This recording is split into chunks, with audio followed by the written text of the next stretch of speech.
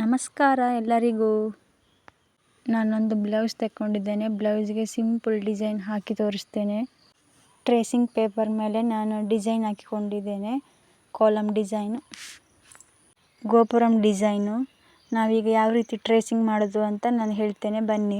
ನಾನು ಬ್ಲೌಸಿನ ರಿಂಗಿಗೆ ಹಾಕಲಿಕ್ಕೆ ನೋಡಿದೆ, ಅದು ಆಗಲಿಲ್ಲ. ಹಾಗೆ ನಾನು ನೆಲಕ್ಕೆ ಹಾಕಿದ್ದೇನೆ. ಬ್ಲೌಸ್ ಹಾಕಿದ್ದೇನೆ. ಬ್ಲೌಸಿನ ಮೇಲೆ ಕಾರ್ಬನ್ ಪೇಪರ್ ಮೇಲೆ ಟ್ರೇಸಿಂಗ್ ಪೇಪರು. ನಿಧಾನಕ್ಕೆ ಡಿಸೈನ್ನ ಗೀಚ್ಕೊಳ್ಬೇಕು. ಡಿಸೈನ್ ತಪ್ಪಲಿಕ್ಕಿಲ್ಲ, ಆಚೀಚೆ ಹೋಗಬಾರ್ದು. ಎಂತಾದರೂ ನೀವು ಭಾರದ ವಸ್ತುವು ಇಡ್ಬೋದು. ಬ್ಲೌಸಿನ ಒಳಗಡೆ ನಾನು ಪುಸ್ತಕ ಇಟ್ಟಿದ್ದೇನೆ. ನಾನು ನಿಧಾನಕ್ಕೆ ಇದೇ ರೀತಿ ಡಿಸೈನ್ ಕಂಪ್ಲೀಟ್ ಮಾಡ್ತೇನೆ.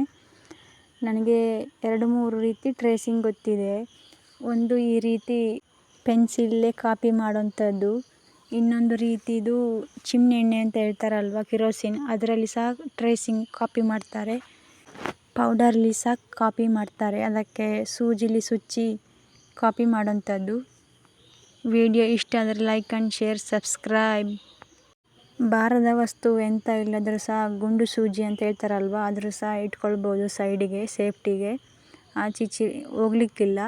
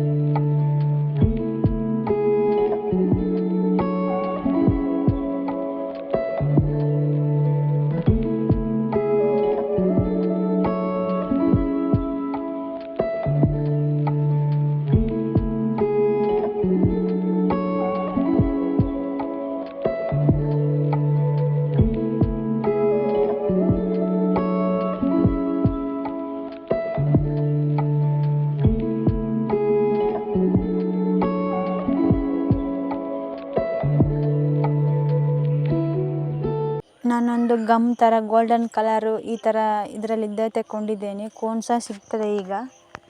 ಡಿಸೈನ್ ಏನು ನಾವು ಕಾಪಿ ಮಾಡಿದ್ದೇವೆ ಬ್ಲೌಸಿಗೆ, ಅದರಲ್ಲಿ ಎಲ್ಲ ಫುಲ್ ಮಾಡ್ತಾ ಹೋಗ್ಬೇಕು ಇದೇ ರೀತಿ.